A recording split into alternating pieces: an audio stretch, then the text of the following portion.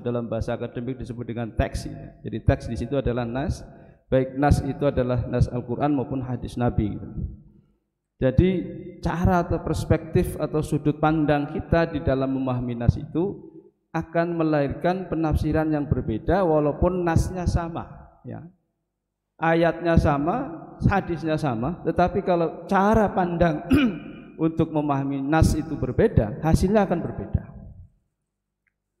Dan itu sudah terjadi bukan hanya kita yang jaraknya 1500 tahun yang lalu dengan Nabi, gitu. Sudah terjadi di kalangan sahabat Nabi, di hadapan Nabi sendiri. Sehingga nanti kalau kita berbeda itu jangan bingung. Kenapa? Sahabat sudah memberi contoh dan Nabi sudah memberi contoh bagaimana menyikapi perbedaan itu. Nah, cuma kadang-kadang ada orang yang sumbu pendek itu, ya. Ketika berbeda lalu kemudian ya tadi itu saling serang, akhirnya saling ancam gitu. Ini termasuk kelompok sumbu pendek gitu, ya. Padahal kalau kita mau merujuk kepada contoh atau keteladanan yang sudah terjadi pada zaman Nabi, itu ada contohnya dan akan saya sampaikan, ya. Jadi sebuah kisah atau sebuah hadis atau riwayat yang di situ menggambarkan bagaimana cara sahabat memahami kata-kata Rasulullah. Dan kemudian mereka berbeda pendapat dan mereka juga saling bertengkar gitu. Saling bertengkar dalam arti saling mengaku yang benar ya yang pendapat saya, yang lain ya salah. Jadi sepulang Nabi dari perang Al-Ahzab itu, beliau kemudian memerintahkan pasukan untuk maju menuju ke Bani Quraidah. Jadi Bani Quraidah itu salah satu suku Yahudi di Madinah yang kemudian mengkhianati piagam Madinah, kesepakatan bersama antara Nabi dengan orang-orang Yahudi yang ada di Madinah dengan tujuan untuk menyerbu atau menyerang Bani Quraidah ini. Dan kemudian di dalam pesannya Rasulullah kepada pasukan, kepada ekspedisi militer yang diperintahkan oleh Nabi untuk segera menuju ke Bani Quraidah itu, beliau mengatakan, dalam hadis ini disebutkan la yusalliyanna ahadun al-asra illa fi Bani Quraidah.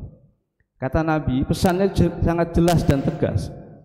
Jangan sekali-kali, ya, salah seorang di antara kalian salat asar kecuali kalau sudah sampai di Bani Quraidah.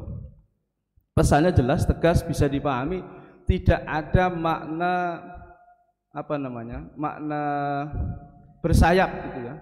Di dalam kata-kata ini tidak ada makna kata bersayap yang bisa diartikan dengan makna yang lain, tidak ada. Karena semuanya maknanya lugas, zahir mutabadirnya jelas.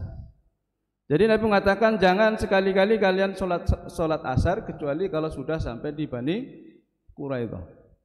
Jelas, kata-kata jelas, tidak ada bahasa kiasan, tidak ada bahasa bersayap, tidak ada bahasa yang mustarikul makna itu, ya, yang punya makna yang ganda atau lebih gitu. Sehingga itu juga sudah dipahami sangat jelas oleh para sahabat. Tidak ada mereka kemudian berbeda dalam memaknai kata itu gitu. Sama semuanya.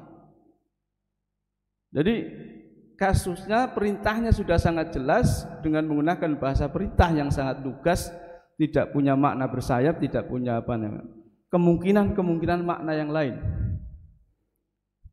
Lalu kemudian fa'adraka ba'duhum al-asra fi at-tariq faqala ba'duhum la nusalli hatta natiha wa qala ba'duhum bal nusalli lam yurad minna dzalika fadzukira lin nabi sallallahu alaihi wasallam falam yu'annif wahidan minhum. Lalu kemudian pasukan muslim ini segera menuju ke Bani Quraidah. Tetapi apa yang terjadi? Jadi persoalannya bukan pada bahasa yang digunakan oleh Nabi, tetapi persoalannya adalah pada konteks ketika perintah itu dilaksanakan.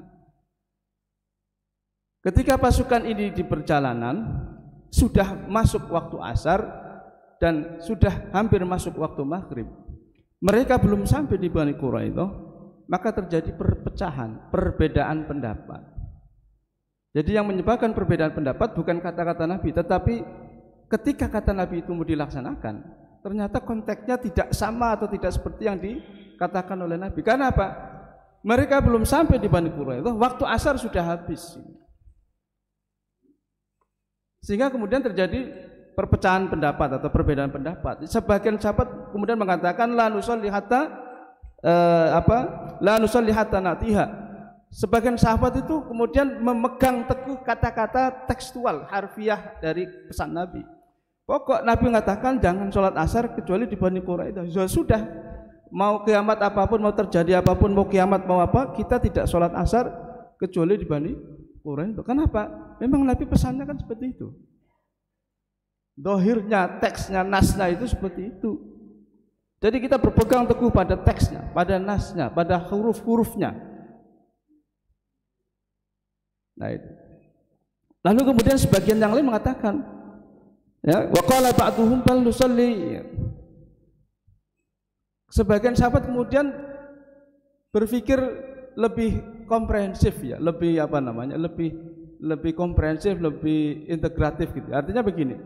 Betul bahwa Nabi berpesan agar kita tidak sholat asar kecuali kalau sudah sampai di Bani Quraidah. Tetapi kita ini sudah habis waktu asar. Padahal dalam hadis Nabi yang lain, dalam kata-kata Nabi yang lain, dalam perintah Nabi yang lain, beliau mengatakan, atau bahkan di dalam ayat Al-Quran disebutkan bahwa inna sholata kanat alal mu'minina kitaban mauquta. Jelas bahwa itu kewajiban yang mauquta, yang sudah ditentukan waktu-waktunya, sehingga kita tidak boleh juga melanggar ayat ini. Tidak boleh melanggar ayat ini. Karena apa? Nabi juga sudah menjelaskan dalam hadis-hadis yang lain tentang batas-batas waktu sholat. Bisa dipahami Pak ini ya? Jadi orang yang kedua, kelompok sahabat yang kedua berusaha memahami hadis yang la yusalliyanna ahadun al-asra illa fi Bani Quraidah itu juga dengan mengkaitkan dengan hadis-hadis dan ayat yang lain. Tidak hanya semata-mata menggunakan ayat hadis tadi itu. La yusalliyanna ahadun al-asra illa fi Bani Quraidah. Karena apa? Karena memang kita disuruh sholat asar dengan waktu-waktu yang sudah ditentukan. Jadi tidak boleh kemudian sholat asar tetapi sudah masuk waktu isya. Ya, karena apa? Karena faktanya nanti memang mereka sampai di Bani Quraidah itu setelah waktu isya gitu loh. Faktanya terjadinya itu seperti itu. Maka sebagian sahabat yang lainnya itu kemudian memilih untuk sholat di tengah perjalanan. Dan mereka mengatakan bal nusalliha, kami akan sholat di tengah perjalanan. Walaupun itu melanggar perintah la yusalliyanna ahadun al-asra fi Bani Quraidah. Secara tekstual harfiah melanggar itu. Tetapi mereka punya dalil yang lain bahwa sholat itu sudah ada waktu-waktunya, sudah ditentukan. Inna sholata kanat 'alal mu'minina kitaban mauquta. Kemudian hadis Nabi mengatakan batas sholat asar itu dari ketika bayangan sesuatu sama dengan sesuatu itu atau lebih sedikit sampai terbenamnya matahari. Kalau sudah terbenam berarti kita harus sholat sebelum matahari terbenam. Nah, dan mereka kemudian mengatakan lam yurad minna dzalik. Jadi mereka kemudian mengatakan yang dimau Nabi bukan itu katanya. Bukan bunyi tekstual dari kata-kata Nabi la yusalliyanna ahadun al-asra illa fi Bani Quraidah. Dengan melihat konteksnya bahwa mereka belum sampai di Bani Quraidah, waktu asar sudah habis, maka kemudian mereka mengatakan, kalau begitu yang dimaksud Nabi bukan melarang kita sholat asar selain di Bani Quraidah, bukan, tetapi ada maksud yang lain. Gitu. Jadi kelompok yang kedua yang sholat di tengah perjalanan, secara tekstual dia melanggar nas, melanggar teks, melanggar bunyi hadis, la yusalliyanna ahadun al-asra illa fi Bani Quraidah. Ya. Kira-kira bisa dipahami Pak ya. Jadi ada dua cara pandang sahabat ya, memahami pesan Nabi itu. Yang pertama kekeh dengan bunyi tekstual, opo jari teksnya, opo cakna itu kalau orang Madura bilang. Hah? Apa caan ya? Ya apa caannya? Ya apa katanya teks itu harus diikuti huruf demi huruf gitu. Karena itu yang paling mudah gitu ya. Tidak usah ruwet mengkaitkan dengan yang lain lah. Dan cara yang paling sederhana itu. Jadi kalau nggak mau repot-repot ya sudah opocaan teksnya itu, nasnya itu. Jelas kan? Ya kalau disalahkan nanti loh. Dalilnya begitu. Nabi sudah dawuhnya begitu, kalau kita salah ya jangan salahkan kita itu. Tapi kelompok yang kedua ini berpikir luas, berpikir komprehensif. Betul bahwa Nabi memang memerintahkan itu, tapi kita harus melihat dalil yang lain juga gitu. Nabi mengatakan Al-Quran mengatakan inna sholata kanat 'alal mu'minina kitaban mawquta. Sudah jelas waktunya, jangan dilanggar gitu. Selama kita masih hidup, masih sadar, nggak boleh diundur sholat. Ya, nggak boleh diundur. Nah, kemudian selanjutnya di sini disebutkan fadzukira lin nabi. Lalu perbedaan itu setelah mereka pulang dari Bani Quraidah, setelah menyelesaikan ekspedisi militer ke Bani Quraidah itu, mereka menceritakan masalah perbedaan ini kepada Rasulullah SAW. Mereka ceritakan itu. Jadi mungkin mereka mau minta diadili. Kira-kira siapa yang benar di antara kami, wahai Rasulullah SAW? Iya kan? Loh ini beda, ini pasti yang benar cuma satu, tidak mungkin dua-duanya salah. Benar atau yang tidak mungkin dua-duanya salah. Nah kalau menurut jenengan mana yang benar? Ayo, Bang, yang benar kira-kira yang mana Pak? Supaya nanti saya bisa ya, jadi yang mengatakan yang benar yang sholat di tengah perjalanan atau yang sholat asar di Bani Quraidah tapi sudah masuk waktu Isya. Yang benar yang mana Pak? Hah? Bagi yang kekeh dengan bunyi teksnya, bunyi nasnya, yang sholat asar di Bani Quraidah walaupun sudah keluar dari waktu asar gitu. Kalau yang bunyi yang berpegang teguh pada kekeh pada bunyi nasnya, pada bunyi teksnya. Tetapi kalau yang kemudian mencoba memahami dalil secara komprehensif, maka kemudian mereka memilih sholat di perjalanan walaupun kemudian mereka melanggar perintah untuk sholat di Bani Quraidah. Nah, yang paling menarik di sini ini yang tidak pernah disampaikan atau kurang disampaikan kepada khalayak, kepada masyarakat, ya, oleh para ustadz, para penceramah ya. Rata-rata penceramah itu kan mendaku yang paling benar gitu ya. Fadzukira lin Nabi sallallahu alaihi wasallam, maka peristiwa perpecahan atau perbedaan pendapat itu disampaikan kepada Rasulullah. Ya barangkali mungkin dari mereka ingin diadili, siapa yang benar di antara kami wahai Rasulullah sallallahu alaihi wasallam. Kan begitu kan, Pak? Kan enggak mungkin dua-duanya benar kan? Ya enggak mungkin dua-duanya benar kan? Nah, itu. Makanya gegeran karena apa? Masing-masing mengaku paling benar gitu. Lalu para bapak dan ibu yang dirahmati Allah, apa yang kemudian disebutkan dalam hadis ini? Falam yu'annif wahidan minhum. Nabi tidak menyalahkan salah satu pihak dari mereka gitu. Yu'annif itu dari kata ta'nif. Ta'nif itu artinya bersikap keras. Artinya menyalahkan, sampean salah, sampean benar. Enggak. Walam yu'annif wahidan minhum. Nabi tidak menyalahkan salah satu kelompok, salah satu pihak dari dua cara pemahaman yang dialami, yang dilakukan oleh para sahabat itu. Nah, seharusnya di sini pemerintah kalau menghadapi masalah khilafiyah seperti hari raya kemarin dan nanti yang akan datang, harusnya seperti itu. Dia tidak boleh kemudian yu'annif wahidan minhum, membenarkan yang satu, menyalahkan yang lain. Jadi titik biang persoalan menjadi ramai, menjadi hiruk pikuk terutama di media sosial itu karena ada pihak yang merasa benar lalu menyalahkan yang lain, ya. Lalu kemudian terjadi jawabul jawab, ya karena disalahkan dia membela diri, akhirnya kemudian terjadilah apa yang terjadi itu. Ya, sampai mau macam bunuh dan sebagainya. Nah, seharusnya pemerintah harus walam yu'annif wahidan minhum. Supaya ini selesai masalah. Bukan tidak, kalau memang tidak bisa disatukan tidak apa-apa, karena memang jangankan kita. Sahabat aja di zaman Nabi saja mereka sudah berbeda pendapat. Dan Nabi tidak pernah menyalahkan itu. Tidak pernah bersikap keras pada salah satu di antara mereka. Artinya Nabi tidak menyalahkan. Yang mau sholat asar di jalannya benar, yang sholat asar di Bani Quraidah walaupun sudah masuk waktu Isya ya benar juga. Tidak ada yang salah, sudah biar. Dan harusnya pemerintah seperti itu.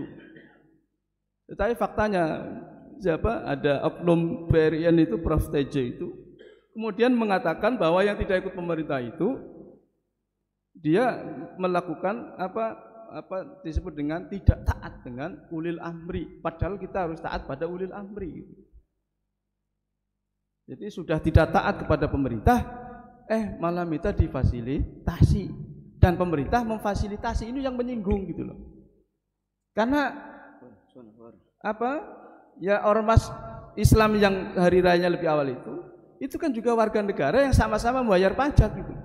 Jadi kalau mau minta fasilitas penggunaan sehari saja untuk sholat di lapangan misalnya, ya itu hak semua warga negara, bukan itu minta difasilitasi. Lalu kita sama-sama bayar pajak. Jadi negara itu harus menjadi wasit ya, menjadi wasit yang kemudian dia tidak boleh berat sebelah gitu. Memberikan kesempatan yang mau hari Jumat monggo, hari Sabtu monggo gitu. Timbangannya gegeran terus, difasilitasi saja. Termasuk yang hari raya Idul Adha kemarin di tempat saya sholatnya 2 kali. Kenapa? Terjadi perpecahan juga gitu. Akhirnya daripada gegeran saya fasilitasi. Nanti kalau yang ini tidak difasilitasi tidak mau lagi ke masjid sini. Yang ini juga iya, kalau tidak difasilitasi nggak mau ke masjid ini. Saya siapkan 2 kali khutbah, 2 kali imam dan khotibnya saya siapkan dua-duanya. Saya siapkan anggarannya juga gitu. Tapi ada yang nggak setuju. Gimana itu kok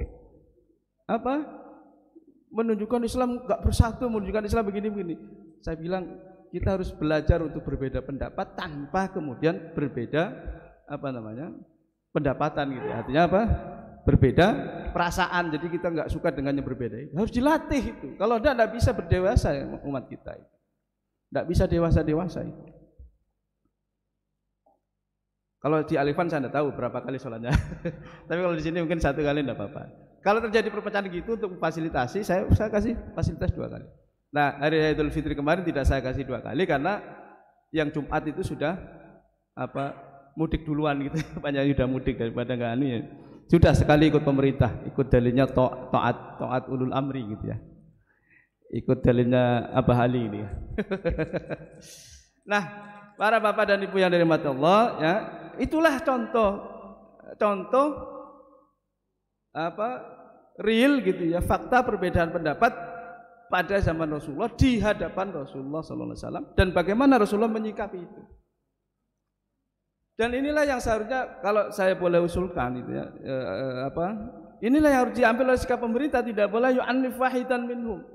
Bahkan di Indonesia bukan hanya 2 kali kan lebaran itu. Itu tarekat Naksabaniyah di Sumatera itu sudah hari rayanya hari Kamis. Kemudian yang Aboge hari Ahad itu. Jadi 4 kali di Indonesia.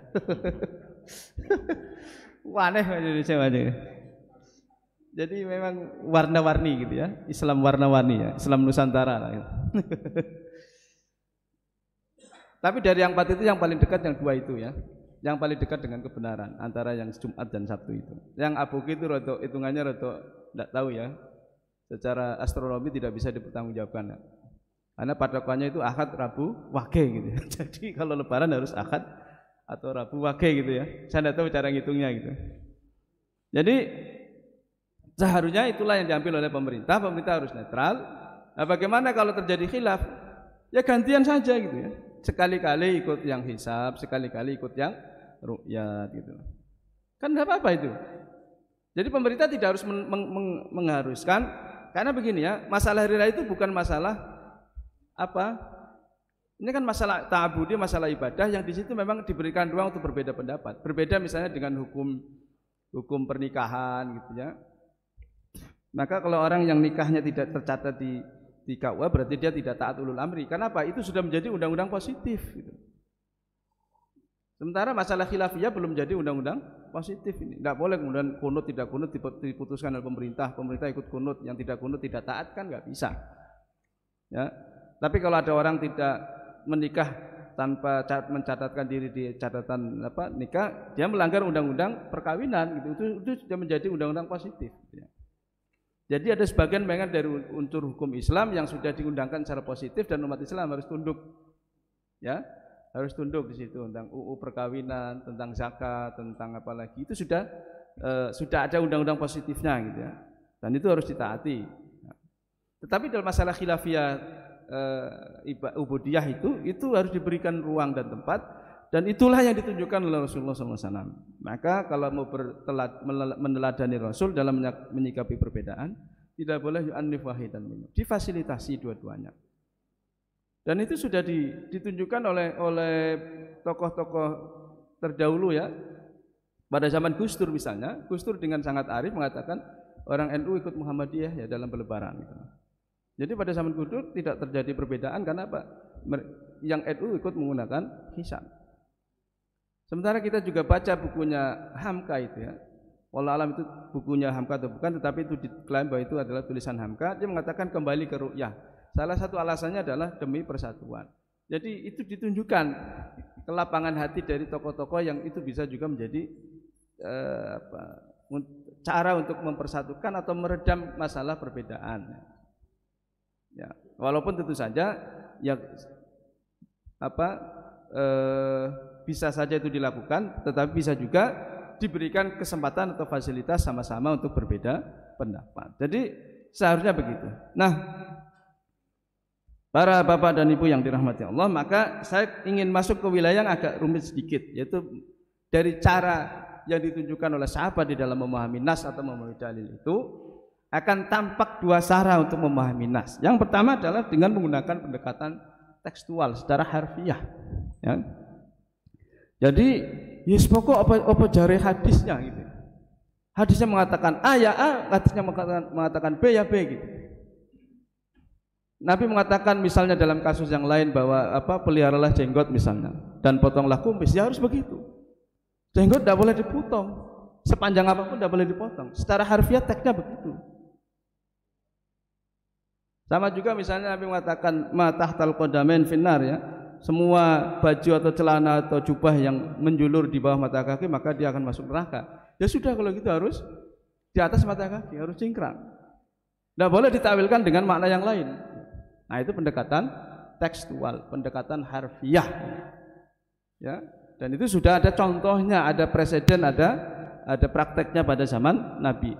Nah, jadi pendekatan yang harfiah itu maka semuanya harus ditundukkan pada bunyi nas, pada bunyi tekstualnya hadis atau Al-Quran. Apapun itu, termasuk nanti di dalam memahami hadis Nabi yang menjadi biang persoalan atau menjadi asal usul perbedaan di dalam kita memahami menentukan hari raya adalah hadis sumu li ru'yatihi wa aftiru li ru'yatihi. Ya. Asal usulnya kan itu. Kenapa kita berbeda pendapat? Masalah hari raya. Oke. Tapi saya ke pendekatan dulu. Kemudian yang kedua adalah mendekati dalil dengan cara kontekstual. Kontekstual artinya melihat ketika dalil itu diterapkan bagaimana situasinya. Ya, tadi di pertengahan perjalanan sebagian sahabat kan mengatakan, ya kalau konteksnya kita semacam ini sekarang ini, kita belum sampai di Bani Qura itu, tapi waktu asar sudah habis. Itu konteks penafsiran la yusalliyana tadi itu seperti itu. Itu maka kemudian carilah dalil yang lain. Kita memahami nas itu harus dalam istilah akademik itu intertekstualitas. Tidak bisa memahami nas dengan satu nas saja atau hadis saja atau ayat Quran saja. Tapi harus mengkaitkan antara satu ayat dengan ayat yang lain yang berbicara tentang hal yang sama. Itu namanya kaidah atau prinsip intertekstualitas. Dalam bahasa ulumul Qurannya disebut Al-Quran yufassiru ba'duhu ba'don. Jadi kalau kita memahami ayat Quran, jangan ngambil satu ayat yang lain diabaikan. Tidak bisa itu. Demikian juga harus melihat dalil-dalil dari hadis yang lain. Jadi memahami nas itu harus saling terkait antara satu ayat, satu dalil, hadis yang lain. Itu dikaitkan satu sama lain. Karena di situ ada logika ya, ada cara berpikir, ada mantik yang mantikut dalil itu ada di situ. Gitu. Rasionalitas dalil di situ ada. Maka kelompok yang kedua tadi ini yang para sahabat yang sholat di tengah perjalanan itu mencoba menggunakan itu gitu. Sehingga kalau ada satu dalil yang kemudian tidak bisa disesuaikan dengan dalil-dalil yang lain, nas ini harus ditakwil.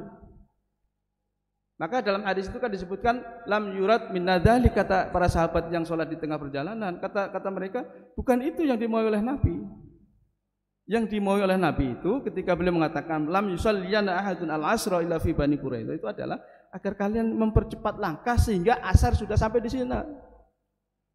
Itu loh. Itu takwilnya dari kata-kata Rasul. Maka kata mereka waqala ba'duhum bal nusalli lam yurad min nadzalika. Nabi tidak menghendaki itu, maksudnya tidak menghendaki kita sholat asar, memaksakan kita sholat asar di Bani Quraidah. Tetapi yang dimaksud oleh Nabi adalah kita mempercepat langkah sehingga asar sudah sampai di Bani Quraidah dan kita bisa sholat asar di situ. Tetapi ketika kita belum sampai di Bani Quraidah waktu asar habis, ya kita sholat di perjalanan. Itu takwilnya. Dan kemudian secara historis yang benar adalah yang kedua ini, Pak. Ya, artinya yang sesuai dengan situasi pada saat itu itu yang benar adalah yang sholat di tengah perjalanan, sholatnya di tengah perjalanan tadi. Karena apa? Dia tidak melanggar dalil-dalil yang lain. Ya, dalil tentang batasan sholat. Jadi itu dua cara memahami nas, yang satu secara harfiah, secara tekstual, yang satu secara kontekstual atau memahami dalil harus dengan komprehensif gitu ya. Mengkaitkan satu dalil dengan dalil yang lain. Nah, ke masalah hari raya itu kalau saya bilang asal usul masalahnya itu juga sama di dalam memahami nas hadis. Asal muasalnya ya. Dalam bahasa gitu biang keroknya gitu ya.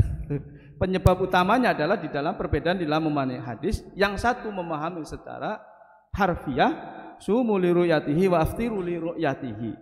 Jadi kalau kalian mau berpuasa harus karena melihat ru'yah, melihat hilal, dan melihat itu harus dengan mata kepala telanjang, tidak boleh dengan alat apapun gitu. Tidak boleh dengan alat apapun. Karena zaman Nabi tidak ada teleskop, tidak ada astrofotografi, tidak ada alat apapun. Jadi kalau kita mau mengikuti Nabi harus secara tekstual, harus bisa dilihat dengan mata kepala telanjang. Itu. Jadi mereka memahami secara tekstual, lalu kemudian ru'yat ini juga terbagi menjadi dua. Ada ru'yat yang bersyarat atau menggabungkannya dengan astronomi, tetapi ada juga yang ru'yat yang penting bisa dilihat. Tidak perlu kemudian dihitung berapa posisi hilal dapat dengan kriteria yang baru, yaitu kriteria mabim itu 3 derajat dengan elongasi 4,6 derajat atau umur bulan selama 8 jam itu. Itu kriteria mabim itu tidak ada pada zaman Nabi. Nah, itu kriteria mabim itu adalah ilmu yang ditundukkan kepada pemahaman tekstual tadi itu. Karena Nabi mengatakan sumu li ru'yatihi, maka diukur hilal itu secara statistik itu bisa dilihat ketika dalam posisi minimal berapa derajat. Dan di situ juga berbeda pendapat. Ada yang mengatakan 2 derajat. Dulu kan sebelum menteri yang sekarang itu kan 2 derajat itu sudah dianggap terlihat itu. Walaupun tidak terlihat tetap dianggap sudah terlihat. Tapi sekarang dinaikkan dengan menggunakan kriteria mabim menjadi 3 derajat dengan sudut elongasi 4,6 gitu ya. Itu semakin tinggi dan semakin akan melebarkan perbedaan. Nah itu. Jadi yang satu memahami nasnya seperti itu. Nah, harusnya kalau memang mau ru'yat itu seperti Saudi ya. Kalau Saudi pokoknya dia nggak mikir posisi hilal dihitung berapa derajat, tidak penting itu. Yang penting bisa di ru'yat sudah, pokoknya hari raya gitu kan. Dan faktanya di Indonesia juga kemarin ada yang sudah mengatakan bisa meru'yat hilal pada hari Jumat gitu ya. Walaupun wallahu alam itu benar apa enggak, tetapi kan yang penting dia sudah siap bersumpah gitu kan. Disumpah, walaupun secara astronomi mungkin akan sangat sulit gitu. Nah, yang satu kelompok memahami sumu li ru'yatihi wa aftiru li ru'yati secara nas, secara tekstual ya, dengan dalil itu, dan kemudian mereka juga berargumen ya Nabi tidak pernah menggunakan hisab, jadi kita enggak boleh menggunakan hisab. Ya pokoknya ru'yat itu tidak peduli mau harinya itu sudah 30 hari atau 31 terserah, tapi yang penting kalau belum bisa diru'yat harus diru'yat sampai bisa diru'yat baru bisa, atau digenapkan menjadi 30. Fa in khufiya 'alaikum fa akmilu iddata sya'ban salasina yauman. Jadi yang satu kelompok itu menggunakan pendekatan tadi itu tekstual nas harfiah, sementara kelompok yang lain, dan ini bukan hanya Muhammadiyah saja ya. Sebagian ulama NU juga mereka yang menggunakan hisab, itu juga sama lebarannya hari Jumat. Jadi yang disalahkan jangan yang dianggap tidak taat ulul amri itu jangan Muhammadiyah saja, tetapi juga semua yang sholat hari Jumat atau bahkan hari Kamis atau hari Ahad itu harusnya kan itu disalahkan cuma kalau disalahkan. Nah, yang menggunakan, kenapa kemudian mereka menggunakan hisab? Karena tadi itu. Jadi konteksnya Pak, konteksnya saat ini ru'yat itu sangat sulit. Ya, untuk bisa meru'yat hilal sangat sulit karena posisi Indonesia itu ada di garis khatulistiwa dan matahari itu tidak akan geser jauh-jauh dari garis khatulistiwa itu, sehingga visibilitas hilal itu bisa dilihat itu sangat sulit, sangat sulit, ya sangat sulit. Karena apa? Dekat dengan matahari Pak, sehingga kemudian cahayanya akan kalah dengan matahari gitu. Jadi beberapa kasus klaim ru'yatul hilal itu sebenarnya rekayasa. Banyak yang kemudian mengaku setelah beberapa tahun kemudian sebenarnya saya tidak melihat hilal, tapi saya disuruh untuk mengaku melihat hilal. Dan itu mengakui mereka. Karena apa? Ya tadi itu ditanya hilalnya sebelah mana? Di sana Pak. Padahal salah astronomi hilalnya di sini gitu. Gak cocok juga gitu. Jadi sangat sulit untuk bisa melihat hilal dengan mata kepala, itu sangat-sangat sulit. Sehingga maka kemudian mereka kemudian menggunakan hisab untuk menentukan apa? Awal bulan Hijriah. Ya, menggunakan hisab untuk menentukan awal Hijriah. Apa dalilnya?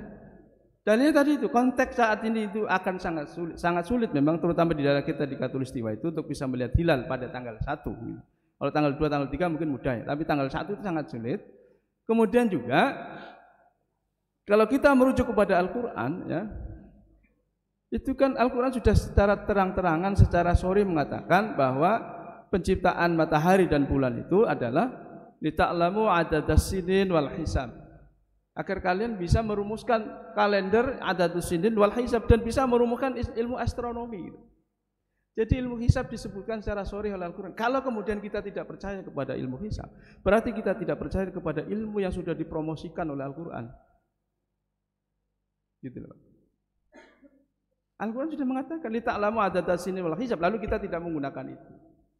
Gitu ya. Jadi ini kan ilmu sudah jelas. Ya, kalau kata Gus Baha, berarti sampai tidak percaya sama ilmu yang sudah ditegaskan di dalam Al-Quran. Berarti sampai tidak percaya sama Al-Qurannya gitu. Nah kemudian yang kedua adalah hadis sumu liruyatihi wa aftiru liruyatihi itu lahir atau muncul dalam sebuah situasi masyarakat yang pada saat itu memang ilmu hisab belum matang gitu. Dia masih bercampur dengan astrologi, dengan ilmu nujum gitu ya. Ya jangankan belajar ilmu hisab yang pakai hitungan sinus kosinusnya, yang paham mungkin Pak Buhari itu. Jangankan itu, orang mencari orang yang bisa baca tulis saja masih terbatas zaman Nabi. Masih terbatas kan? Zaman Nabi yang dikenal bisa baca tulis kan hanya sekitar 17 orang itu. Tapi kemudian Nabi menggalakkan melek huruf ya, literasi dengan cara apa? Ya kalau ada tawanan yang bisa baca tulis disuruh menebus dengan mengajari orang-orang baca tulis dan sebagainya. Dan itu prosesnya jelas gitu. Jadi kenapa kemudian menggunakan ru'yah pada saat Nabi? Karena itu solusi yang paling memungkinkan gitu loh. Di mana pada saat itu kata Nabi, nahnu ummatun ummiyatun la naktubu wa la nahsub. Kita ini umat yang ummi gitu, umat yang buta huruf. La naktubu wa la nahsub. Kita tidak bisa baca tulis dan tidak bisa hitung-hitungan astronomi gitu loh. Dalam situasi yang semacam itu maka ru'yat menjadi solusi. Apalagi pada zaman Nabi itu langitnya kan belum seperti sekarang gitu ya. Belum polusi seperti sekarang. Sekarang kan polusi itu sudah hampir seperti mendung gitu ya. Sehingga sangat sulit melihat di ufuk dengan cuaca yang bening, itu sangat-sangat sulit gitu. Nah itu. Jadi perintah itu adalah perintah yang ada ilahnya, ada alasannya, ada sebabnya, sehingga kemudian Nabi mengatakan solusinya sudah ru'yah saja. Tetapi pada zaman Umar tidak menggunakan ru'yah. Beliau hanya menggenapkan bulan Hijriah menjadi 29 atau 30. Jadi pokoknya digenapkan, kalau enggak 29 30. Kalau enggak salah Ramadan itu 30 atau 29. Enggak pernah diru'yah sudah, pokoknya digenapkan saja. Gitu ya. Jadi ya astronominya masih sesederhana itu gitu. Genapkan 29 atau 30 gitu. Nah, kemudian juga kalau kita memaksakan diri menggunakan ru'yat atau menggunakan kriteria 3 derajat tadi itu, elongasinya 4,6 itu akan terjadi ketidaksesuaian dengan fakta alam gitu ya. Karena apa? Karena kalau yang lebarannya hari Sabtu kemarin, nanti ijtima itu sudah terjadi pada tanggal 21 atau 20 ya. Itu Syawalnya cuma 28 hari, 5 jam. Enggak sampai 29 hari gitu. Yang lebarannya hari Sabtu. Dan itu tidak benar secara temuan atau secara fakta alamiah, karena bulan mengitari bumi itu minimal itu 29 hari, 5 jam. Enggak boleh kurang dari itu, Pak. Berarti yang lebarannya tanggal 22 kemarin ya, hari Sabtu itu nanti Syawalnya cuma 28 hari. Dan itu enggak bisa. Secara fakta alamnya itu bertentangan gitu. Dan kemudian kedua, hari Kamis kemarin itu kan sudah terjadi gerhana. Gerhana itu artinya apa?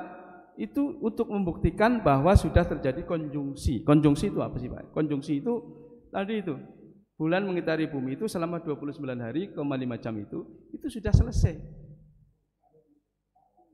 Ijtima itu sudah menyatakan perputaran siklus bulanannya bulan itu sudah selesai. Jadi gerhana itu terjadi karena posisi matahari, bulan dan bumi seperti tusuk sate, Pak. Ya, ditusuk sate, terutama sate telur puyuh itu ya. Itu seperti itu. Sehingga terjadi gerhana gitu ya. Dan berarti setelah gerhana itu sudah masuk hari bulan baru. Dan itu bukti yang ceto welo-welo istilahnya dalam bahasa Arab. Ceto welo-welo itu. Bahwa itu sudah hari berikutnya adalah hari tanggal 1. Nah, ini diabaikan oleh sementara orang yang kemudian menganut paham ru'yat dan dengan kriteria 3,346 itu. Nah, tentu ada yang bertanya mungkin, apakah kita harus menundukkan agama kepada ilmu? Ya, mungkin pertanyaan semacam itu. Itu kan sains, Pak, ilmu gitu. Agama kan nggak boleh ditundukkan kepada sains. Betul, dalam masalah-masalah yang itu bukan bidang ilmu, ya, masalah tentang gaib, tentang akhirat, tentang surga neraka itu kan bukan bidang sains itu. Itu tidak boleh kita merujuk situ ya. Tetapi ketika Al-Quran bicara tentang fakta alam, maka kita harus merujuk pada fas'alu ahla dzikri in kuntum la ta'lamun. Tanyakan kepada ahlinya gitu loh. Bagaimana sih sebenarnya terjadinya hilal itu, siklusnya bagaimana? Itu kan kemudian kita baru paham bahwa terjadinya hilal itu karena peredaran bulan mengitari bumi dan kemudian bersama bumi mengitari matahari. Itu siklusnya 29 hari, 5 jam setiap bulannya itu. Sehingga ada hari yang 29, ada hari yang dikenakan 30 gitu. Itu secara saintifik seperti itu. Dan kita dalam masalah-masalah yang terkait dengan sains itu harus memang merujuk kepada ahlinya itu. Sehingga pernyataan-pernyataan Al-Quran yang berbicara tentang fakta sains itu juga harus dikonsultasikan dengan ilmu. Misalnya Al-Quran mengatakan wasyamsu tajri li mustaqarril laha. Itu kan seakan-akan matahari lah yang berputar mengitari bumi.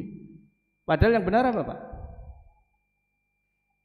Bumi mengitari matahari, bumi berputar di dalam porosnya sendiri sehingga kemudian seakan-akan matahari tampilnya bergerak dari timur ke barat. Itu yang namanya dinamakan dengan gerak semu matahari. Itu gerak semu artinya mata kita melihat matahari seakan-akan berjalan dari timur ke barat. Tetapi fakta yang sebenarnya adalah bumi yang berputar di dalam porosnya gitu. Apa sekarang ada, dan itu kemudian ada madzhab heliosentris dan geosentris. Jadi sebelum Galileo menemukan teleskop itu dan bisa kemudian mengubah pandangan kita ya, ada revolusi ilmu di situ. Kan orang mengatakan bahwa bumi adalah pusat tata surya, matahari mengitari bumi kan? Karena mata kita mengatakan seperti itu. Sehingga kemudian ada seorang Syekh bin Baz di Saudi itu membuat buku yang mengatakan al-adillah an-naqliyah wal hisyah ala jiryani syams. Jadi matahari lah yang berjalan dan bahwa bumi adalah diam dan dia menjadi pusat tata surya. Bahkan kemudian beliau mengkafirkan orang yang tidak percaya dengan pernyataan itu. Nah, tetapi buku itu kan bertentangan dengan fakta saintifik. Nah, agama jangan sampai kemudian berbenturan atau bahkan kemudian bertentangan dengan fakta saintifik. Kenapa? Nanti ya tadi itu kasus dalam tradisi Kristen itu ketika Galileo memunculkan teori tentang geosentris, tentang heliosentris bahwa matahari adalah pusat tata surya, bahwa bumi itu bulat tidak datar, itu kan kemudian diadili oleh Dewan Gereja karena tidak sesuai dengan pernyataan Bible, pernyataan kitab suci mereka. Tetapi faktanya kan yang benar sekarang Galileo itu dia sampai dihukum tahanan rumah, tidak boleh kemanapun itu. Dan karena itulah maka kemudian agama disingkirkan di Eropa karena apa? Dianggap sebagai penghambat ilmu pengetahuan. Ya, sekularisme itu muncul karena itu, Pak. Karena kemudian agama banyak bertentangan dengan ilmu, akhirnya kemudian sudah sama orang-orang Eropa disingkirkan. Nah, kita harus belajar dari situ juga. Ya, dalam masalah-masalah yang terkait dengan fakta-fakta saintifik ya kita rujukan kepada mereka. Ya, apa sih sesungguhnya matahari, bulan, bumi itu bagaimana peredarannya itu. Nah, pernyataan-pernyataan Al-Quran yang kemudian menyatakan seakan-akan matahari berjalan itu harus ditakwil, disesuaikan dengan fakta alamnya gitu ya. Nah, itulah. Jadi memang memahami dalil itu tidak sesederhana yang barangkali mungkin kita bayangkan. Walaupun ada juga orang-orang yang kemudian mencoba memahami secara sederhana saja. Pokoknya apa caan nasnya seperti apa ya ikuti saja. Tapi faktanya memang tidak semuanya seperti itu. Saya kira demikian. Mungkin untuk memantik diskusi saya persilahkan. Terima kasih Ustaz. Bapak Ibu yang dirahmati Allah, hingga acara berikutnya itu tanya jawab. Monggo dipersilakan yang mau bertanya dari Ibu juga Bapak-bapak, monggo dipersilakan. Pak Handiono, Pak Sumbandrio dan Mas Anang, monggo Pak Han dulu. Silakan.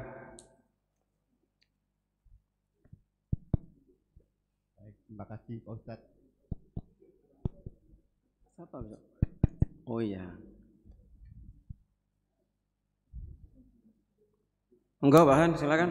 Mengenai penentuan satu Syawal ini, saya pernah mendengar apa yang disampaikan oleh Pak Haidar Nasir bahwa dalam hal ijtihad pemerintah seharusnya netral.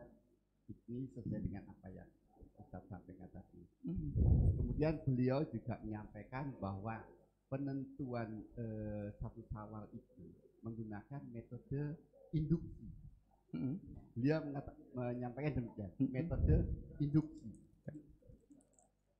Saya sependapat induksi dengan ijtihad itu mempunyai dua jalur yang sama.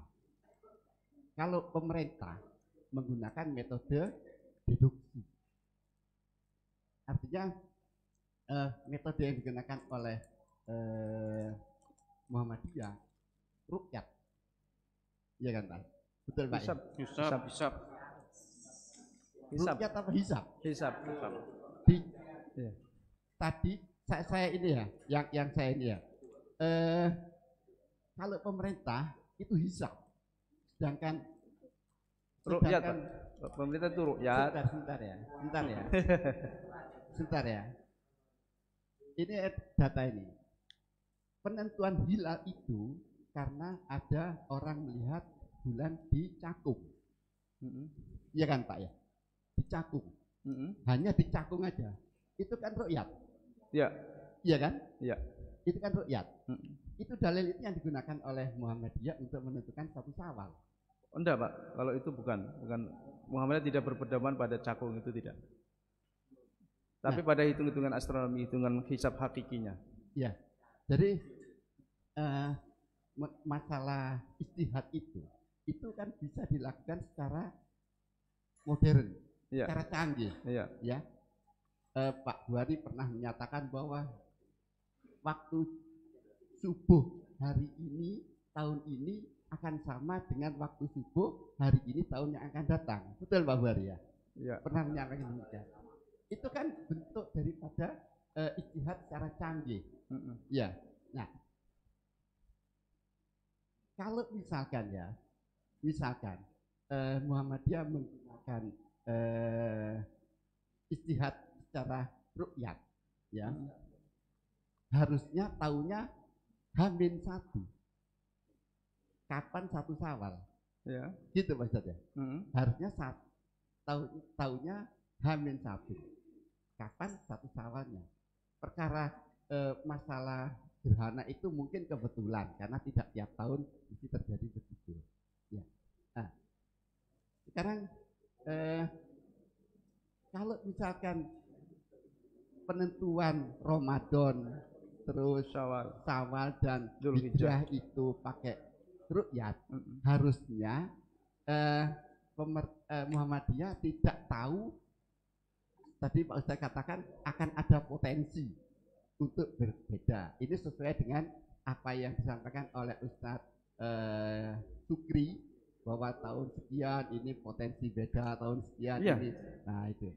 Sehingga di sini saya melihat bahwa Muhammadiyah menggunakan rukyat dan hisab. Karena hisab itu kan metode deduksi dan dia itu sesuai dengan kalender yang disampaikan oleh pemerintah dan itu disetujui oleh Muhammadiyah. Ya. Jadi seandainya Muhammadiyah menggunakan 29 hari, harusnya pas sholat Idul Fitri itu pas 30 Muharram, 30 Ramadan, Pak. Bukan 1 Syawal. Enggak, jadi mungkin perlu saya luruskan ya. Muhammadiyah menggunakan hisab hakiki, hisab astronomi. Ya. Bukan menggunakan ru'yatul hilal seperti yang ormas yang lain atau seperti pemerintah itu. Sehingga itu bukan hanya 5 tahun ke depan, mungkin 100 tahun ke depan sudah bisa dibuat jadwal kapan bersamaan, kapan berbeda. Kalau memang begitu Pak, kan seharusnya kalender Hijriah itu beda dengan kalender Hijriahnya Muhammadiyah, kan gitu? Tergantung yang buat Pak. Kalau kalender itu satu Syawal ya Muhammadiyah itu sama dengan 30 Ramadan, kalender yang berlaku pemerintah. Iya. Iya, gitu ya. Iya. Jadi nanti mereka ininya 28 hari Pak, Syawalnya itu. Karena mereka menggunakan ru'yah tadi itu. Gitu loh Pak. Ya. Yang jadi pertanyaan saya itu Pak, dalam menentukan 1 Syawal dengan menggunakan metode induksi itu, dalil apa saja yang digunakan? Kalau cuma 1 dalil kan kurang kuat. Ya banyak Pak. Tadi kan di dalam, kalau kita bicara tentang Muhammadiyah itu menggunakan 3 pendekatan, bayani, burhani, dan irfani. Bayani itu secara tekstual, ya, diambil dari teksnya gitu. Nah teksnya apa saja? Teksnya itu ya hadis Nabi sumu li ruyatihi wa aftiru li ruyatihi fa in gumiya alaikum fakturu sya'ban salasin yauman, atau fakturulah. Jadi hadis ini jelas ru'yat sumu li ruyatihi wa aftiru li ruyatihi. Tapi kalau mendung ada yang mengatakan genapkan 30 hari, ada yang mengatakan kira-kirakan menjadi fakturulah. Coba dihitung saja gitu. Nah, fakturulah itu ada yang mengatakan dihisab itu tadi itu. Kemudian ya Muhammadiyah mendapatkan fakta begini Pak. Kalau kita harus mengandalkan ru'yat, kita tidak bisa menciptakan kalender gitu loh. Karena untuk menentukan tanggal 1 itu harus diru'yah dulu, tanggal 29 itu harus melakukan ru'yah. Apakah hilal sudah terlihat atau belum? Kalau belum terlihat berarti harus digenapkan 30 hari. Berarti kalendernya harus menunggu setiap tanggal 29 itu. Tidak bisa kita buat kalender. Kalender itu menggunakan hisab. Tidak ada pakai ru'yat. Gitu. Jadi kalau kita membuat kalender itu menggunakan hisab, bukan menggunakan ru'yat. Kalau menggunakan ru'yat berarti setiap tanggal 29 kita harus meru'yat. Lalu kemudian diputuskan apakah hilal terlihat atau tidak. Kalau tidak terlihat digenapkan 30 hari. Kalau terlihat berarti cuma 29 hari gitu loh. Kalau menggunakan hisab berarti kan 1 Syawal itu ya 1 Syawal. Bukan 30 Ramadan kan Pak? Hah? Ya enggak. 30 Ramadan. Ya enggak, gimana? Ya sudah masuk tanggal 1. Justru yang menggunakan ru'yat, saya kasih contoh. Ru'yat Syawal kemarin itu kan kayak kalau yang hari raya hari Sabtu itu sudah masuk tanggal 2. Sehingga Syawalnya cuma 28 hari gitu Pak. Tapi kalau menggunakan hisab enggak, pasti 29 atau 30 hari. Gitu. Bisa dipahami kan ya? Jadi gini Pak, kalau kita ingin membuat hisab, membuat kalender itu harus menggunakan hisab. Dan hisab itu pedomannya adalah ketika sudah terjadi konjungsi, maka malam berikutnya itu sudah masuk tanggal 1 gitu loh Pak. Itu jelas hisab itu. Hisab wujudul hilal ya. Ya. Tetapi hisab yang digunakan oleh pemerintah itu menetapkan bahwa posisi hilal harus di atas 3 derajat. Inilah yang kemudian menjadi persoalan. Karena faktanya kemudian kalau diharuskan 3 derajat itu harinya nanti bisa berkurang gitu Pak. Karena tanggal 1-nya jatuh pada tanggal 2 gitu loh Pak. 2 secara astronomi. Kan jelas itu Pak. Yang tinggal dipahami yang mana? Jadi gini aja bisa, mudahnya gini Pak. Kalau kita, jadi memang ada ambiguitas gitu ya. Kenapa hanya untuk menentukan waktu-waktu ibadah saja kemudian harus pakai ru'yat, sementara selain itu boleh pakai hisab gitu loh. Itu kan juga inkonsistensi gitu. Kalau kita mau konsisten ya hisab saja. Tentukan kriterianya secara astronomi itu ya kalau sudah terjadi konjungsi itu sudah ganti hari baru. Nah, maka Muhammadiyah kemudian mempromosikan kalender global supaya kita punya kalender yang sama seluruh dunia. Sampai sekarang kan nggak ada kalender hijriah yang sama itu. Sehingga kemudian ada maskapai penerbangan mana itu Abu Dhabi atau Saudi itu yang tidak menggunakan kalender Hijriah. Kenapa? Tanggal satunya belum jelas. Mulai tanggal satunya tanggal berapa? Itu kalau tiket pesawat ganti 1 hari kan sudah kobong gitu Pak. Sudah hangus. Komputer juga sama, kalau selisih 1 tanggal saja itu sudah rusak sistemnya gitu. Karena dia menggunakan kalender. Maka mereka menggunakan kalender Syamsiah itu karena udah pasti gitu ya. Jadi ya sekali lagi bukan kita ingin menyalahkan yang berbeda, tetapi begini ya, yang ingin saya tekankan bahwa mau pakai kriteria imkanur ru'yah milik pemerintah ataupun wujudu hilal punya Muhammadiyah, kedua-duanya harus teruji secara saintifik gitu loh Pak. Harus bisa itu, harus bisa bertahan ketika diuji secara sains. Bagaimana itu? Karena ini kita bicara tentang sains, tentang fakta alam, bukan alam gaib ini Pak. Nah, alam gaib itu enggak, oke lah kita nggak usah merujuk pada sains, tapi ini alam real, alam fisik yang itu bisa diamati gitu loh. Dan kemudian yang sering kadang saya sampaikan juga dalam ilmu pengetahuan itu antara pengamatan dengan penghitungan itu kan sebenarnya seperti uang gitu ya. Jadi itu seperti dua sisi mata uang, bahwa hisab itu juga dirumuskan berdasarkan ru'yat, tetapi ru'yat yang berulang-ulang yang kemudian diakuntasikan, distatistikkan gitu loh Pak. Jadi membuat program-program perhitungan hisab itu bukan sembarang kemudian buat, tidak. Dan itu kemudian selalu diobservasi ulang ketika terjadi gerhana, itu hitungannya pas apa enggak itu loh Pak. Dan faktanya itu pas.